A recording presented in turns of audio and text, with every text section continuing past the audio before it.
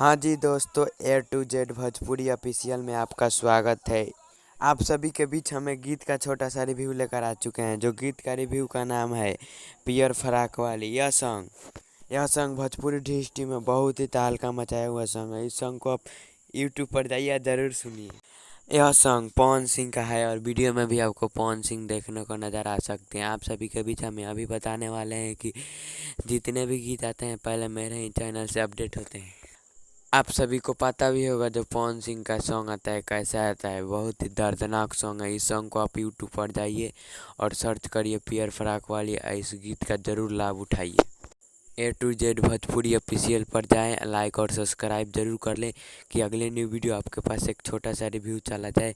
इस वीडियो में हमें अभी बताने वाले हैं कि पियर फराक वाली सॉन्ग है जो बहुत ही दर्दनाक सॉन्ग है। इस सॉन्ग को आप यूट्यूब पर जाइए और सर्च करिए और ज़रूर सुनिए, ज़रूर लाभ उठाइए। चलिए दोस्तों, अब यह वीडियो मेरे कैसा लगा आप मेरे कमेंट बॉक्स में ज़रूर बताएं। चलिए दोस्तों, आज का वीडियो इतना ही। फिर मिलते हैं नेक्स्ट वीडियो में। नेक्स्ट वीडियो का इंतज़ार है।